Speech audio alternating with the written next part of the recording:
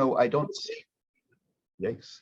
I don't know if our team from Title IX is here yet. I don't see them in our panel yet. They may be a minute or two coming on board. I see Lene checking in there. But let's just go through a couple of items, some of the faculty promotions and appointments first. Then we're going to spend the bulk of the time with a quick DEI update and an introduction to our Title IX and HR team, just to update on some important information about those processes. In faculty, you can skip through this slide because we have a slide. Just a couple of exciting promotions. Kareth Luchins in our animal care resource center was promoted to associate professor. She's absolutely extraordinary, very important contributor to so many different programs here as a senior veterinarian. So congratulations to her. She's really a superb faculty member. Next slide. Very excited, and we can't all hear the applause that should be happening, but Dr. Mack was promoted to professor of surgery in our section of pediatric surgery, and well-deserved. Her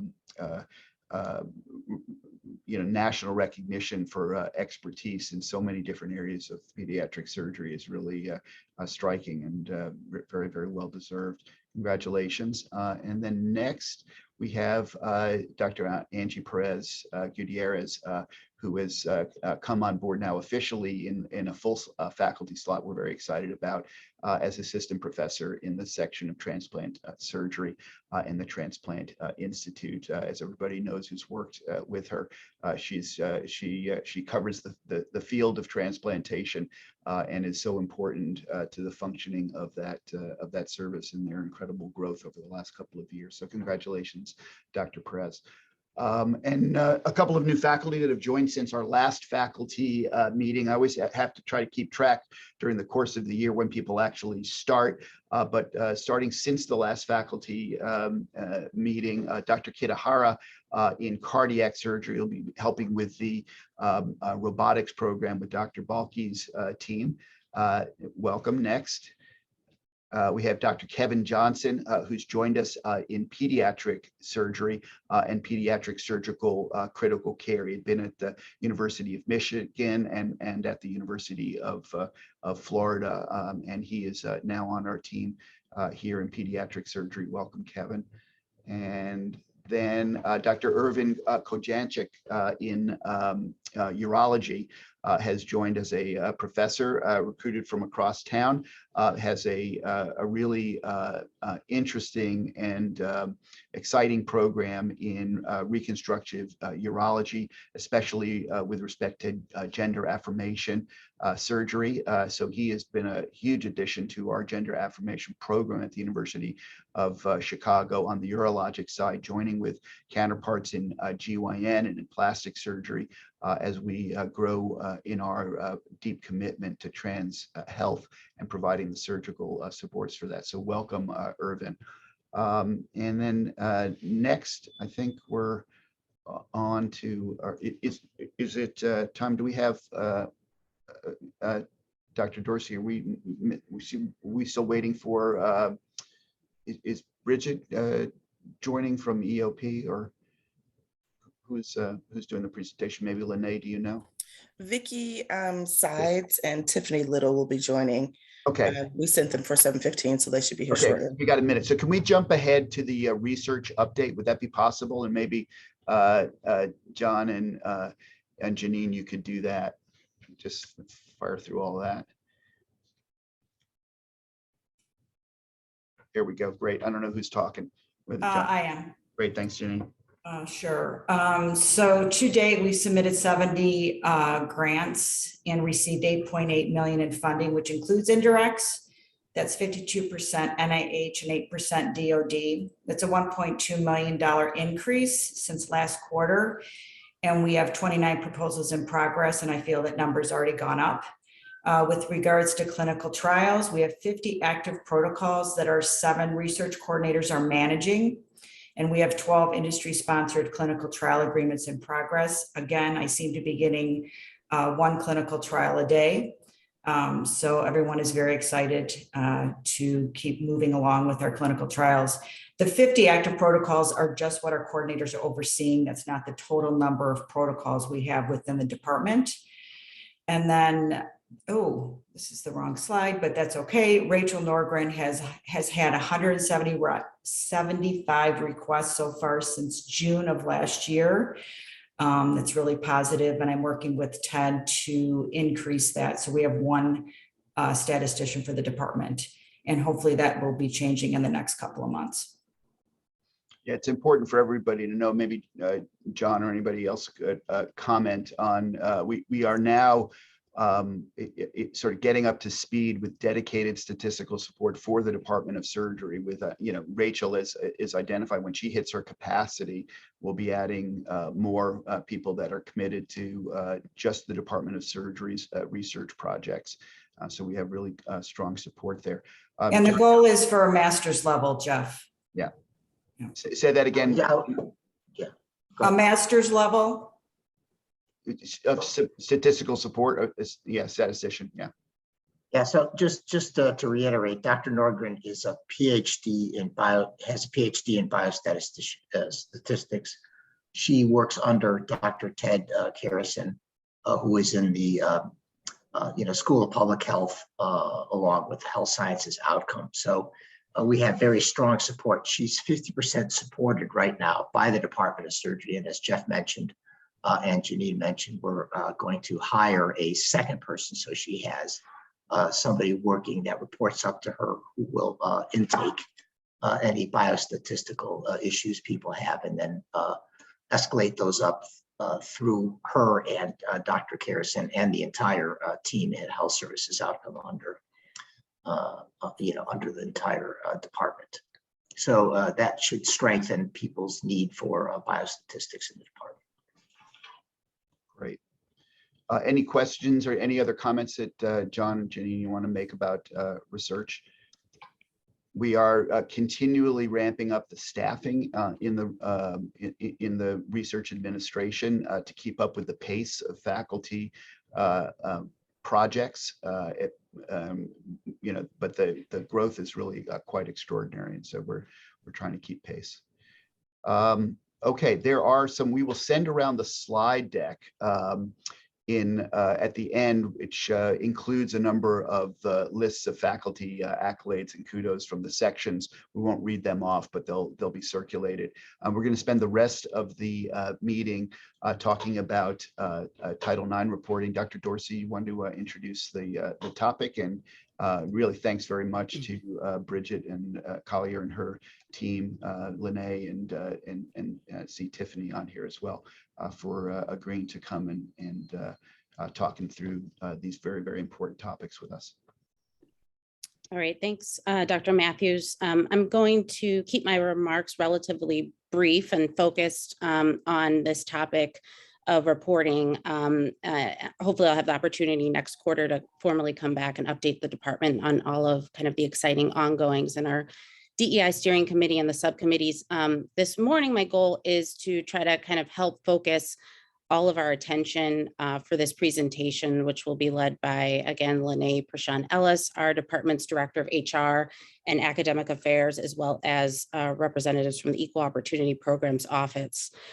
So it's our hope that this presentation serves to kind of shed light on a topic that really continuously finds its way on our DEI steering committee meeting agenda, mostly because I keep adding it there.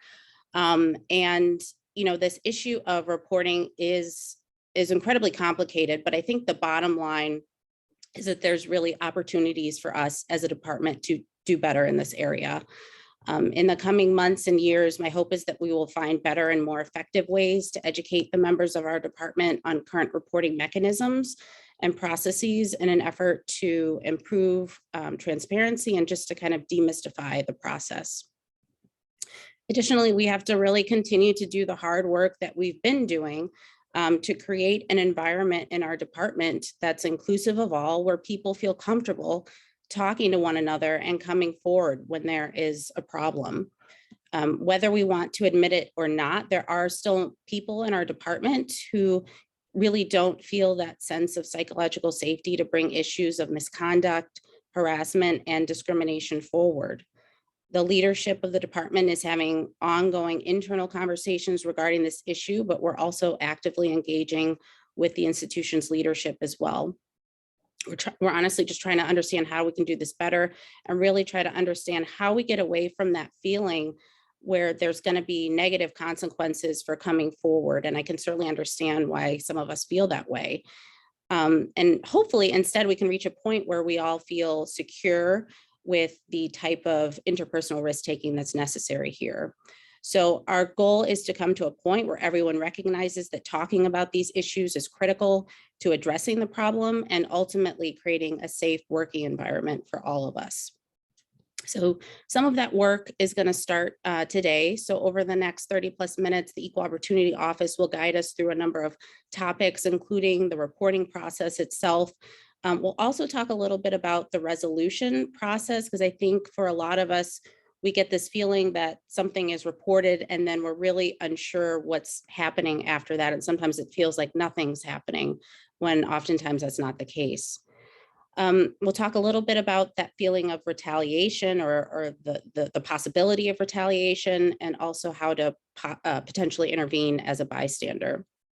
Moving forward, these types of workshops will happen more regularly as we all need to be reminded of how to address these critical issues. The majority of the conversation today will revolve around more serious transgressions involving discrimination, sexual harassment, and sexual misconduct. Though obviously not meant to serve as a formal reporting mechanism, I do want to remind everyone of the department's Ombuds program, which we rolled out last year. Again, this is a group of senior and junior faculty, staff, and we also have an APP now that are ready and willing to talk about any and all topics, including feedback regarding the department's new initiatives, microaggressions experienced by members of the department.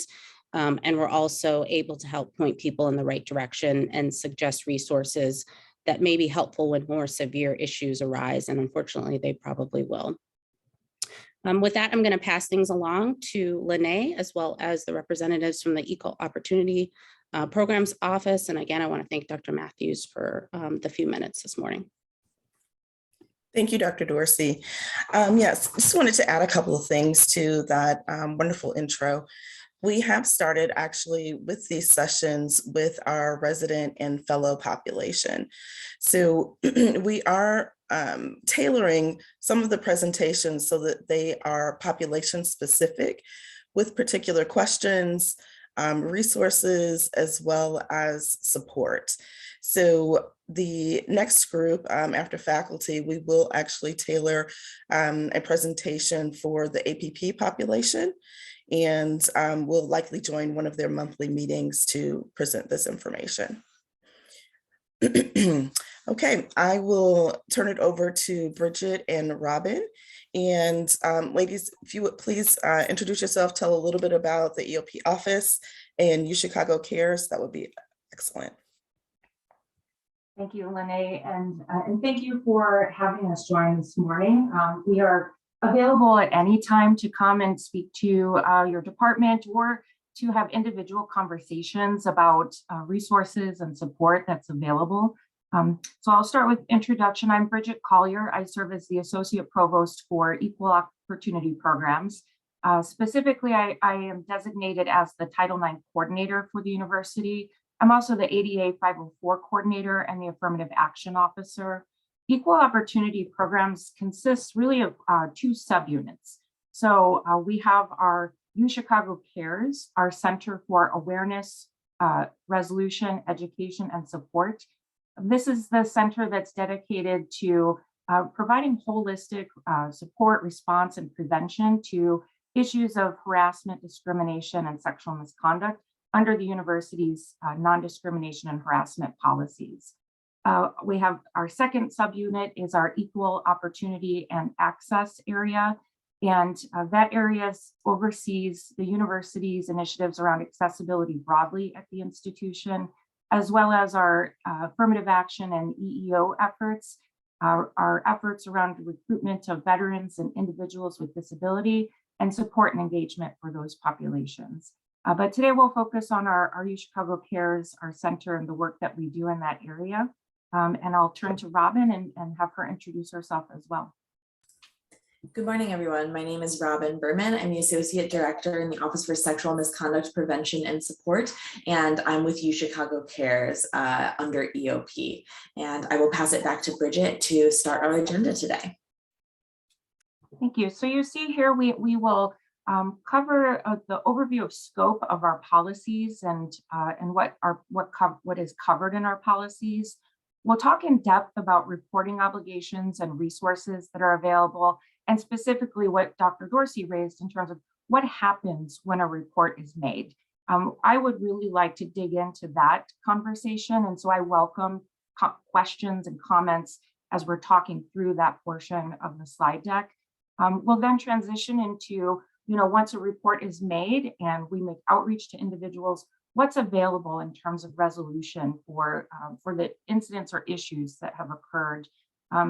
We want to specifically talk about retaliation, which is often a presenting concern at the onset of someone engaging with our office.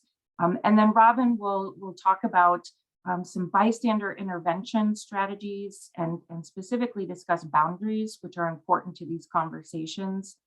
We do know that there can be difficult, these are difficult topics that we're talking about. You may have had your own experiences with these issues, and we do want to make sure that you take care of yourself as we engage in this conversation as needed. Lene, are you advancing slides for me, or is there? Okay, thank you. I already talked about this slide in terms of EOP and our structure, so we can go ahead to the next slide there. So the overview of scope of our policies specifically, so I call it the funnel. We start broadly with discrimination, which is at the top of our funnel. And discrimination, of course, consists of conduct that is directed at an individual on the basis of a protected class. And our policy describes what those protected classes are under the law and under our policy. And of course, includes sex discrimination, race, disability, veteran status are all forms of protected classes that if someone is treated differently on the basis of those classes, that would be a form of discrimination. So as we move down the funnel, we look at this concept of unlawful harassment. And so that's the treatment, the verbal or physical conduct that may be directed at somebody, again, on the basis of their protected class. This includes conduct using technology. And the standard here is it would be conduct that is so severe or pervasive. And I'm going to first speak to our policy on unlawful harassment, discrimination, and sexual misconduct. We have two policies. So the standard is conduct that is so severe or pervasive that it would have the effect of interfering with somebody's ability to fully participate in their educational program or the learning or work environment. That's a fairly high standard. This is a policy that's, again, looking at unlawful as the standard. And Dr. Dorsey mentioned there are, of course, other concerns and other conduct and behaviors that may fall short of that standard, but are nonetheless impactful to the work environment. And I can discuss some of the responses that are available to those types of issues. But for the purposes of this particular conversation, we'll first focus on the policies. So unlawful harassment, again, can include all forms of harassment on the basis of race, disability, as I mentioned. But what we'll move down to a fairly significant portion of the funnel, which is sexual misconduct. So harassment on the basis of sex, which includes sexual harassment. We define sexual misconduct broadly as encompassing sexual assault, dating violence, domestic violence, stalking, and sexual harassment. And so, I think you're familiar with what those behaviors and experiences may be. We'll talk specifically about sexual harassment because that is a predominant concern that exists particularly in the work environment. Our students certainly experience rates of sexual assault at higher rates, just given the age and experience of that population. And what we see in terms of reporting to our office and incident prevalence is that in the workplace, sexual harassment is of course much more prevalent. Title IX sexual harassment in 2020, the Department of Education went through a rulemaking process under Title IX. Title IX applies to both the educational and the work environment. It applies to our employee population. And they changed the definition of sexual harassment. And so it's a higher standard. So what we would consider to be Title IX harassment would be a conduct that is severe, pervasive, and objectively offensive. So they added a third prong and they added the and. So it's not severe or pervasive, it's severe, pervasive, and objectively offensive. So Title IX sexual harassment is an even higher standard threshold to meet in terms of the nature of the conduct that is directed at someone. They also redefined the jurisdiction. And so Title IX sexual harassment specifically for it to constitute a violation of Title IX, it has to occur within an educational program or activity of the institution. So of course, the workplace would be considered to be an educational program or activity where it may be, where there may be complexity with the Department of Surgery is, for example, you work within really two jurisdictions, the University Medical Center and the institution. And so we often have to look at the circumstances and the nature of what happened to determine which policy we may apply. We go through a process, we call it the determination of applicable policy process, where we look at what's been reported, where it occurred, the affiliation or status of those involved in order to determine which policy is applicable to the conduct in a resolution process that may be engaged. So that's a kind of a 5-minute or less summary of our policies, which are extensive. And I would welcome further conversations around any particular set of these concepts. We also have a consensual relationships provision within the policy. I find myself often discussing that provision, and that could be its own conversation, but I want to mention that as well, because it's not sexual misconduct if the relationship is consensual in nature, of course, but it may be that a relationship is prohibited under the policy. So even if there are two consenting individuals, if a supervisory relationship exists or academic authority exists, then the institution has taken the position that that relationship itself cannot exist. Yes, and please do feel free to raise your hand or make comments and we'll follow along. Excuse me. So we can advance to the next slide, Lene. So a note about reporting obligations. Our faculty, our staff, all academic appointees at the institution are designated as individuals with reporting responsibilities, specifically under the university's non-discrimination policies. And so you are required to report to me any instances of sexual misconduct. Again, that includes sexual harassment, sexual assault, dating violence, domestic violence, and stalking. So you are obligated to report to me any known details. So if, and no matter how you became aware. So even if it was a third party disclosure to you, or someone sent you an email, you overheard a conversation, you may have observed directly conduct that would be considered sexual harassment. So you would report that to me. And the first step, and we'll talk in more in detail, is that I would respond to you as the person reporting. So the first step is to engage in conversation with the individual who has the reporting responsibility so that we can have a consultation and talk about what did you learn, what happened, how can we support you? And then we will describe the next steps that we would take through our office in terms of response to that concern. It's not your responsibility to determine if something is sexual harassment or if it is dating or domestic violence or stalking. It may not be clear to you. And it may not be clear to us that based on the information that you have. If it's in this realm, we ask that you still reach out and consult with us so that we can advise you, we can best respond to the person who may have experienced the harm, and that we can do an assessment with you as to what needs to take place. It's important to us that we preserve the relationships and trust that you have amongst yourselves. And so if this was a colleague and you're reaching out on behalf of a colleague, we will say to you, would you like to go back to this person and let them know that you have this obligation, that you talk to me and you talk to our office. And we advise you about, you can tell them they're not obligated to respond to us if we make outreach. So there's a lot that happens in that initial conversation that we would walk and guide you through. Of course, there are a number of other forms of harassment and discrimination. While we encourage reporting, and where supervisors specifically have an obligation to report any concern of any form of harassment or discrimination that one of their employees may have experienced, you are not required to report those instances of harassment.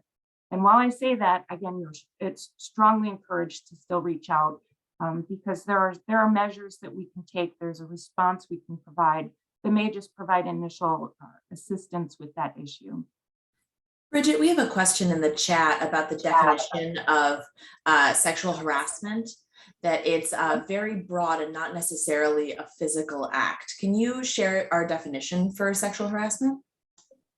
Yes, and again, under Title IX, sexual harassment is defined differently than under the existing policy on harassment, discrimination, and sexual misconduct.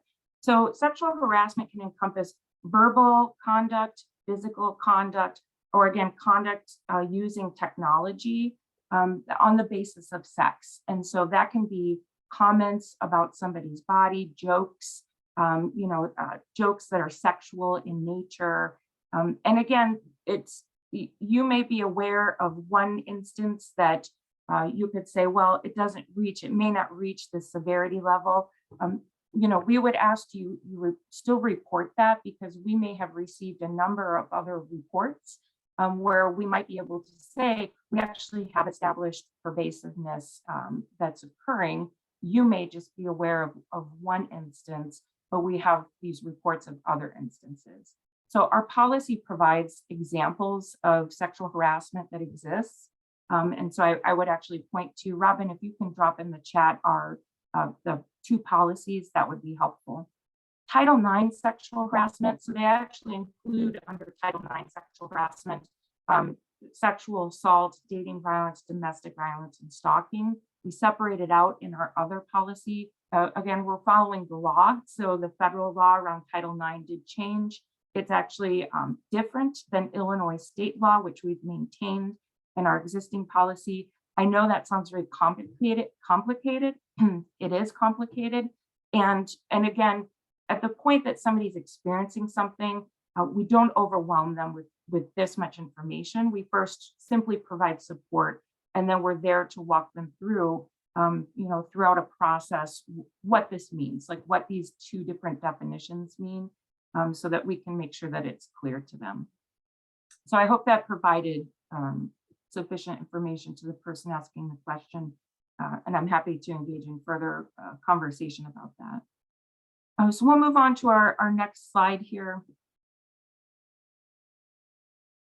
Reporting resources that are available. So how do you report if you become aware of a concern?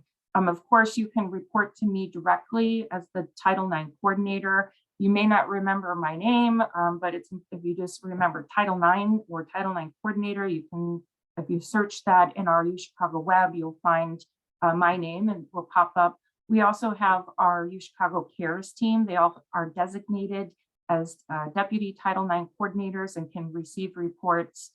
We do have an online web report, which we'll drop in the chat as well. And I believe this slide deck will get distributed following this conversation. You can file an online report. You can also file an anonymous report online. And so that's an option too, which we can discuss in more detail about what it means to report anonymously concerns. If you are an individual with a reporting obligation, we would ask that you not report anonymously, but we do protect you through the process of reporting in terms of we talk to you about that we, like, at what point would we disclose your identity, or would we disclose to someone else that you had reported?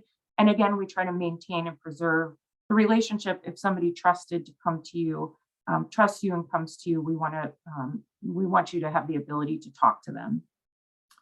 Specifically in the context of the medical center, the UCMC Employee and Labor Relations team can receive reports about employees of the medical center, or they can assist the employees first of the medical center if they have concerns about university staff or faculty members.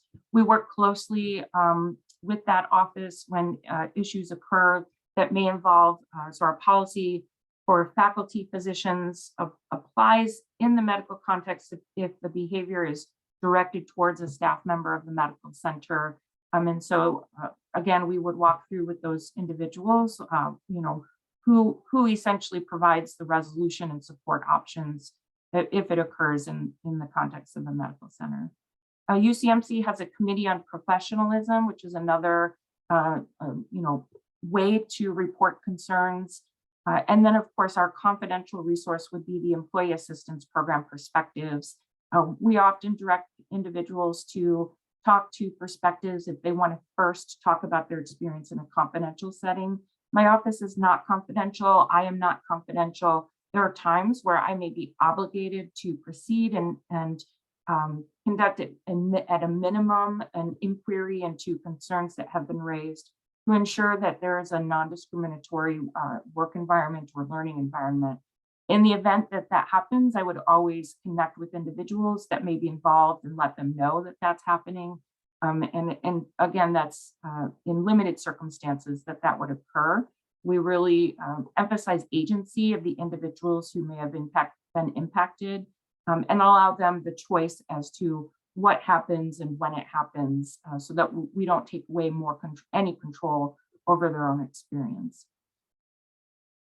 So we'll advance again to the next slide to talk more about just what are the frequently asked questions around reporting. And so we posed here, like, why is it important to report? Beyond that, there's an obligation under the policy to report. It's also to report, it's important to report so that we can ensure that we're providing a tailored response to the individuals who may have experienced harm. My office and my staff are specifically trained to support individuals who have experienced a form of harassment or discrimination. We can support individuals who want to engage in the civil process. We know how to navigate some of the resources that are available to individuals. So if the majority of individuals who connect with our office will first want to have supportive measures put in place before they proceed into any kind of disciplinary or resolution process. That can look like contact directives that my office would issue, ensuring that they're connected with counseling, for example, or a resource to address the concern. We can assist with civil no contact directives. We will go with individuals to the courthouse to file, any of those, systems or paperwork that needs to happen. We can arrange transportation to and from the courthouse. So the work we do, there's a depth there that's beyond just receiving a report. We are really with individuals throughout that process to ensure that they're being cared for as they consider what they want to do next. There is no time limit on reporting. There's no time limits under our policies. I've received reports dating back to experiences from the late 1960s, before Title IX was even an educational amendment. And the university took action on those reports and had actually really some amazing outcomes that are public in those two instances. But it's really important that individuals know that they have the ability to engage and engage with our office at the time that feels right and when they're in the mindset to be able to do that. Different from individuals with reporting obligations, you should report immediately. But in terms of if you've had your own experience, there's no time limit. And there are considerations that if you do decide to file a formal complaint, the ability to interview witnesses, recall memory, there may be some impact there. But again, we want you to care for yourself throughout any process and to make decisions at the time that's right for you. Are you obligated to only report incidents that occurred on campus or in the work environment? No, and again, with no time limits, if you become aware of an incidence of sexual misconduct that somebody discloses, even before they were a member of our campus community, we still ask that you report that. So there's no restriction on place, location, time, and the emphasis here is really on what support may be still available for those individuals. These issues can have a lasting effect on someone, and we want to make sure that we're providing the support and resources so that individuals can fully participate in their and engage in their research, teaching, service to the institution. So what do you do if you're the person that is reported? And what should you not do? So if you're reporting to our office, what do you do? What do you not do? We would ask that you not consult with others before reaching out to our office. There are confidentiality and privacy considerations, especially for the person who may have experienced the conduct. So we would advise, if you become aware, the first thing you should do is be present with that person if you're still in conversation with them. Provide them with support and care in that moment. And then at some point during the conversation, we recommend you let them know and remind them that you do have a reporting obligation. We do train our community on this obligation. And so most of the time people are aware and recall and remember that exists. And it's always helpful to just let them know that is the next step that you may take. What should you not do? So again, we would ask that you not consult with other individuals, that you consult with our office in consideration of the person that had disclosed this to you, and that you not take action or your own steps to investigate any of the concerns. There are specific policies and procedures in place, and we would want to make sure that individuals are provided with the opportunity to raise their own complaint and to have a process that's available to them to engage. So what happens to me if I am reported? So if you disclosed that, to someone that you have experienced sexual misconduct, sexual harassment, what does that mean for you? Well, essentially that means that our office will make outreach to you and send you initial information on our policies, our processes, support and resources, and we'll invite you to have a conversation about what your needs are. What are your immediate needs? How can we assist you and just ensure that the first response is to provide support to you. And then from there, we'll engage in conversations about what is it that you're seeking in terms of a response to the concerns. And we may engage in multiple conversations about the resolution options that are available. That can take time. And so it's not an immediate switch of a flip that we move into an investigation. There's a process in place that we would walk individuals through. But again, the emphasis is on providing support.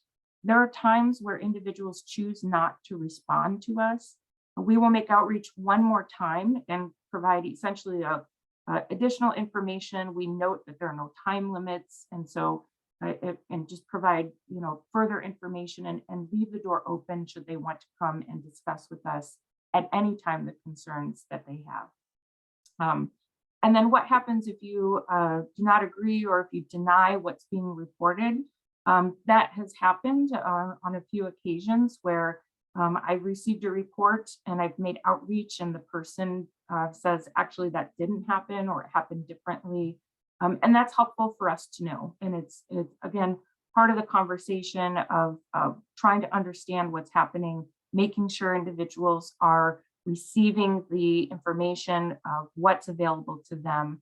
And it may be that we don't take any further action because we don't have a basis to do so. But we would want to understand, more of, well, what may be happening? Why is this being reported, but is not actually happening? That's happened on several occasions. So Bridget, any questions? we have a question in the chat that I want to address really fast for you, Bridget. So what happens when there's reporting in a small program, when there's difficulty in ensuring anonymity? So what happens when there's conflict between obligatory reporting and if, you know, a resident doesn't want to report for fear of retaliation? I know that we're going to cover retaliation shortly in a couple of slides, but can you address small programs and mandatory reporting? Sure, and you know that's of course a great challenge, that if you're in a small program and it may be easier to determine who may have reported.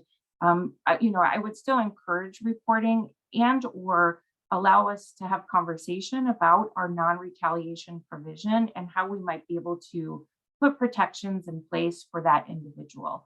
And so, you know, we can have conversations with someone where we may know my office may know their identity, they've come to us, but we can have an initial conversation simply about just what's available, what do they need to feel, is there any action we can take in the absence of a disciplinary process that may help them to resolve the concern or to put protections in place for that individual.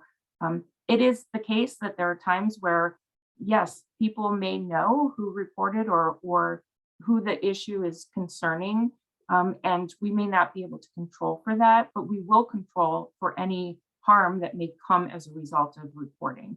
And we will talk extensively about, you know, what are the specific current concerns? What are you concerned may happen? So if you're concerned about an adverse action taking place, or even simply just changes in behavior or changes in treatment, what conversations can we have? There are times where we may engage the department chairs, the deans, and send a really strong message to someone that we will not tolerate any retaliation towards someone as a result of reporting. In my time in this role, I actually don't recall any instances of retaliation that have by an academic appointee that have been investigated. I've been in this role for 5 years. It doesn't mean that there are not changes in behavior by individuals, but in terms of adverse action, that's not occurred during my time in this role. Again, doesn't mean that there haven't been changes in behavior. So this is not an easy problem to solve when there are small programs and differences in the power differentials, but we do work closely with individuals like Lene to talk through, what can we do to ensure that that no harm comes to them as a result of reporting or engaging in a process. Bridget, we have one more question in the chat that was a private chat to address the last 3 questions for the alleged offender as well. I'm sorry, I'm missing that question. Or what's the question? I think the question is what to happen if you are accused of sexual misconduct. What happens if you're accused? I believe that's the question, yes. Okay, I'm not sure why that's not my chat.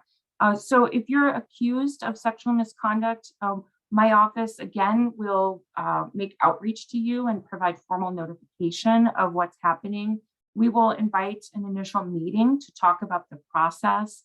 And again, depending on the status of we call them respondent, person who's accused, there's really 2 different processes. I'll focus on the process for academic appointees and postdoctoral researchers. So that process requires a written statement be filed to initiate a complaint process. And so as part of the formal notification, you would be provided with, a description of the allegations of what's happening. And that's in the event that this is not an anonymous complaint that's been filed. So if someone comes forward and says, I'd like to engage in the full resolution process, which we'll talk about here in a minute, you would be provided with that notification. And we also provide support and resources to individuals who are accused, support in the form of referrals to support persons who can be with somebody throughout the process. That's true for both parties. We provide equal, excuse me, equal forms of referrals to individuals in that process. And we'll talk through what is expected to happen during that time. We'll talk through timeframes. It may be that somebody is placed on leave through the course of an investigation. And so there's conversations that take place to notify them of a leave. Most often we put someone on a paid leave. We express that individuals are assumed to not be in violation of a policy until such time there's a determination that has occurred. And so we keep people whole through the process until such point that it's a determination by a panel, excuse me, that a violation has occurred. So we can talk more in detail about the resolution process. I did want to address Dr. Matthews' question about residents working for the hospital and other considerations. Again, we work closely with the Ucmc employee labor relations team when issues occur. And so we will have conversations with them about what may be coming into our office that involves a resident, and we may refer back to the ELR team for supportive measures that are available to that population through the medical center. But it is complicated, and there's a lot of communication that happens between our two offices to make sure that we provide initial response to that population. But I would say that's a population that is more vulnerable just by nature of the residency program and again, concerns about retaliation. What does this mean for my future career? What does this mean for my options that are really dependent on our faculty positions? And so, we want to make sure that we're thinking through all of the strategies and available options for that population. Okay, question is, can you speak to how the different reporting bodies communicate with one another? Most of our teams include individuals from the BSD hospital. So I think you're talking about the medical center again and the university, which are two separate entities, but we do communicate between our two entities as we're able. So, if there's a report that comes into my office and it involves a medical center staff member, for example, or a resident, we will communicate with that employee labor relations team. There are also times we'll communicate with Krista Carell in her role with risk management and just make sure that we find the right pathway for the concern. Okay, we'll advance to the next slide. I know it's a lot of information. So again, confidentiality, I think I've covered this, but we ask that you not consult with colleagues and not investigate. And that's really to protect the individual who may have been harmed and to make sure that they have control over their own experience, their own options and what they want to engage, and that it doesn't become a larger conversation.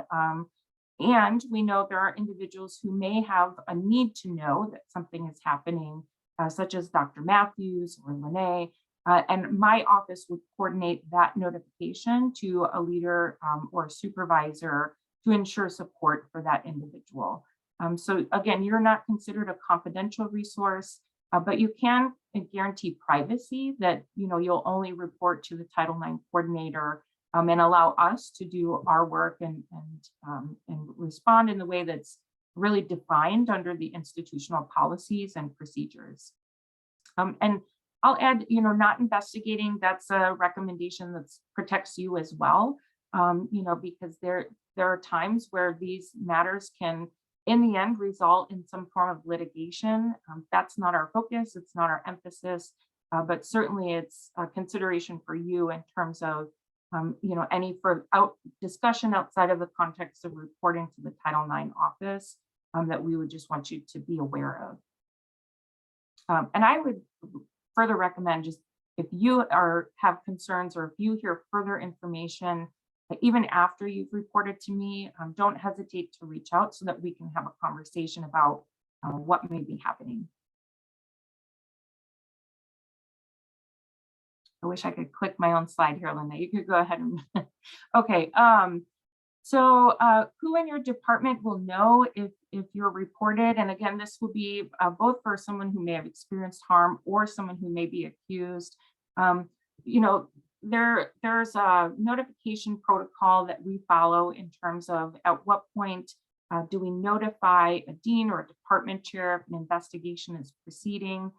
So most often a department chair and a dean will know if specifically an investigation is proceeding, or if a concern comes in that we may take immediate action on. Otherwise, if an individual, if we receive a report that someone may have experienced harm, we may not notify anyone outside of our office until the point that we have the opportunity to talk to you and determine what's happening, what are next steps, and is there a need for these individuals to know that this is happening. You know, I think it's reasonable that a department chair and a dean, and again, the dean is typically at the point of an investigation proceeding, but we may have conversations about, you know, what's happening in terms of, you know, a resolution process, immediate action based on the nature of the conduct that's been reported. But again, those are limited circumstances that we would do that. For the most part, our conversation is with the person who's been impacted, and we ask them what they want to happen, and do they want anyone else to know, if, you know, that they're engaging with our office. Most of the time, the answer is no.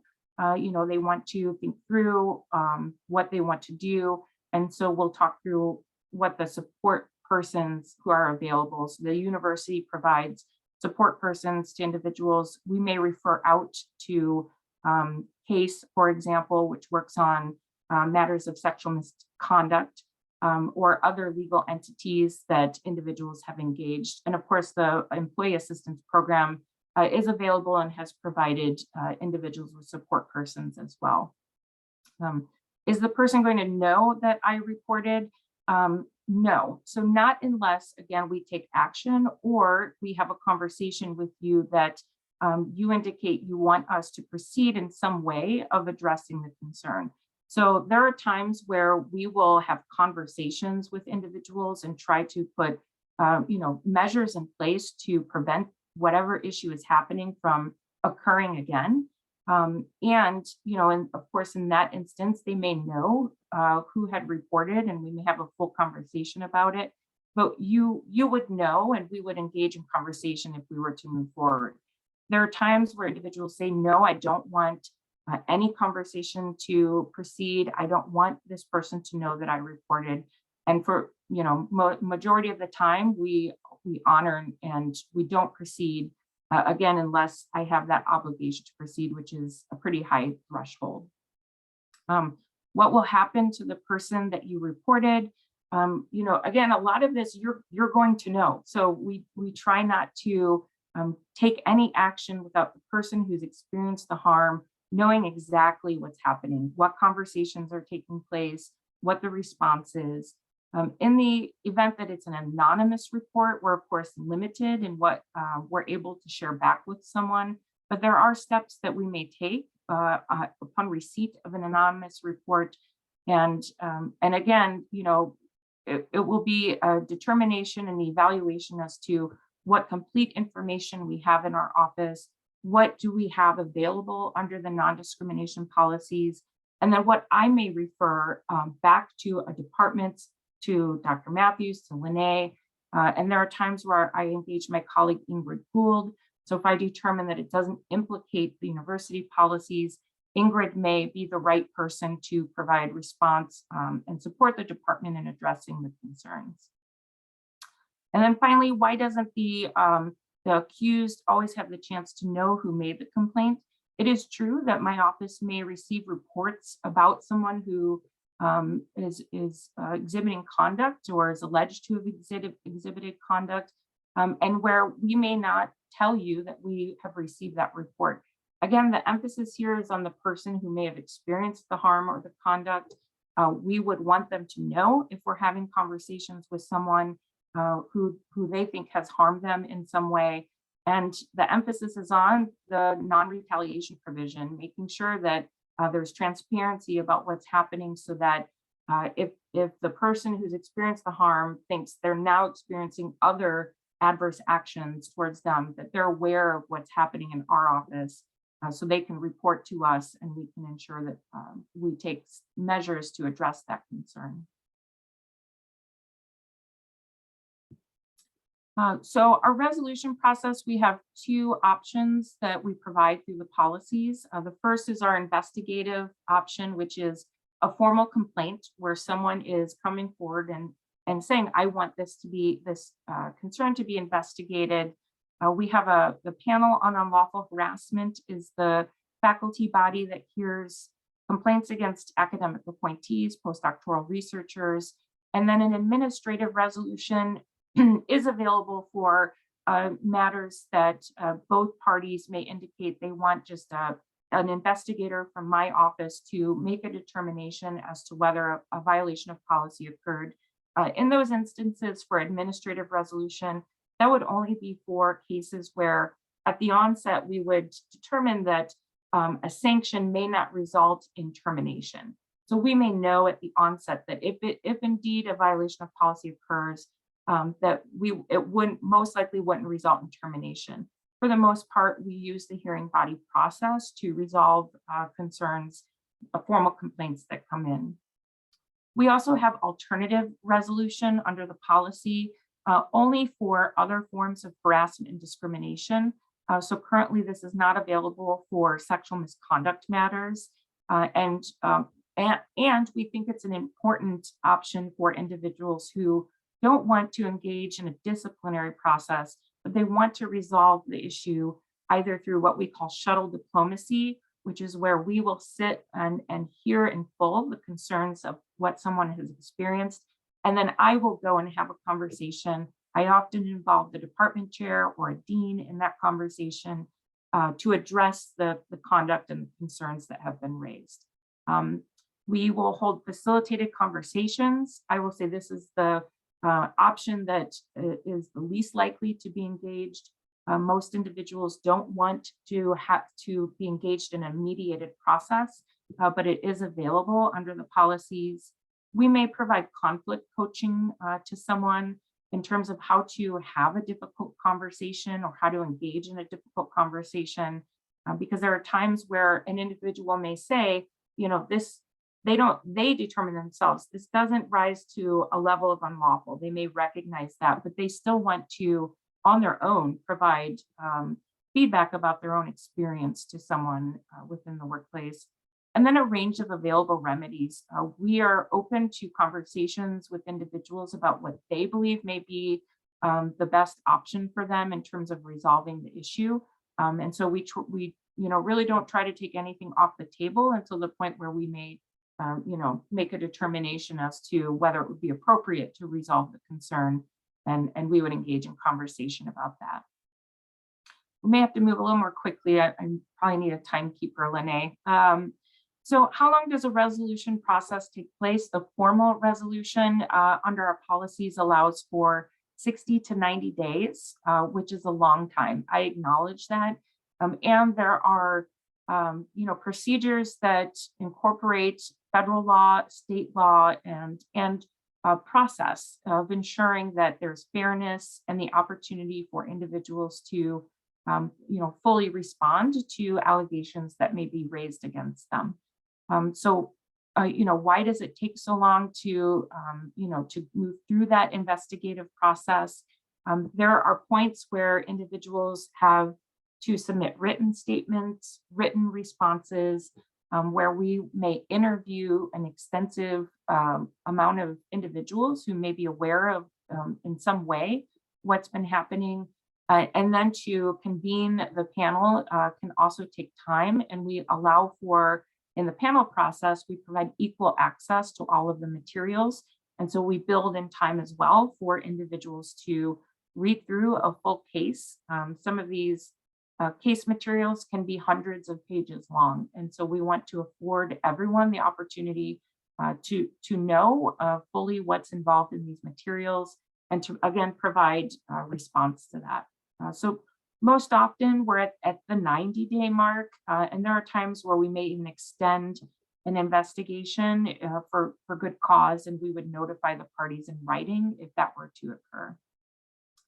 And then finally, why do we not hear specifics about what happens as part of the resolution process? This is really about individuals outside of the process. And I think I've addressed some of this, just, the confidentiality and privacy provision.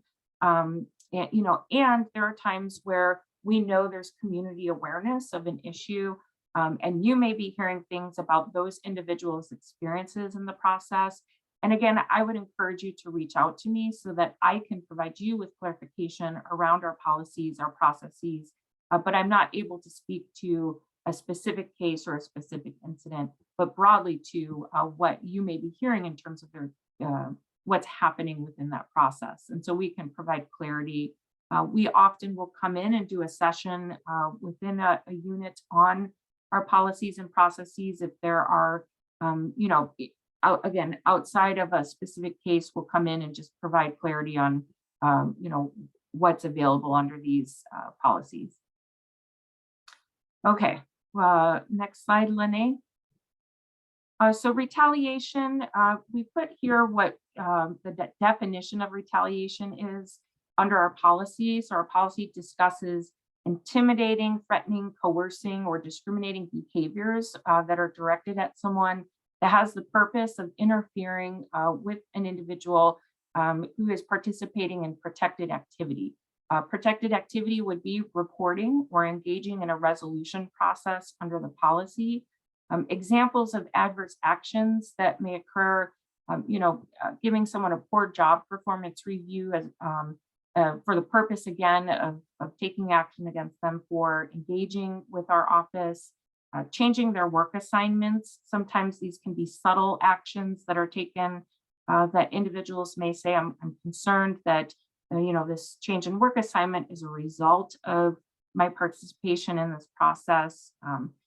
Denying providing a recommendation letter when that was previously agreed upon, removing someone from a surgery assignment, or threatening to engage in these activities, threatening to provide a bad review, not just providing bad review, but threatening to do so. So these are examples of retaliation. But again, there are the more subtle changes in behavior or changes in the environment that we would encourage individuals to reach out as well. They may not be as visible, but certainly we would want to address even any concerns about treatment that may result from participating in a process. Okay, we're over our 8 a.m. time.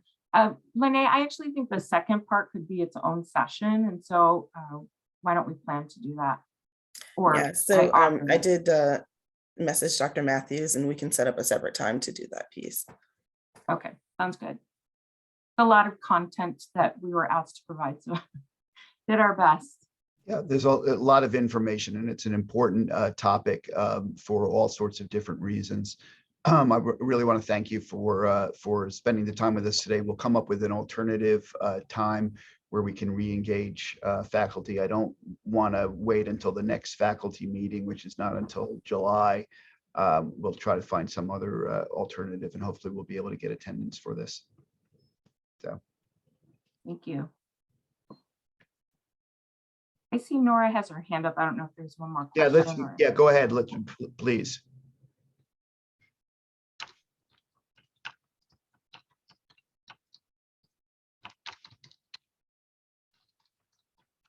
Dr. Jaskowiak, you had your hand up? No, I think it just some button got hit while I was watching. Thanks so much. Great talk, Bridget. I appreciate it.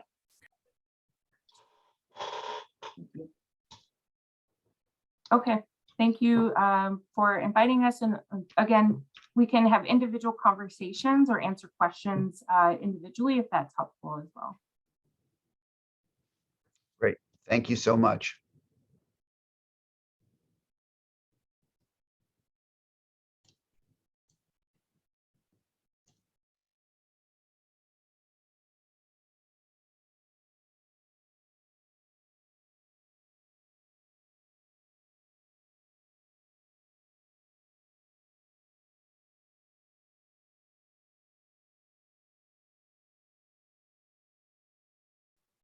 I think that's it for now.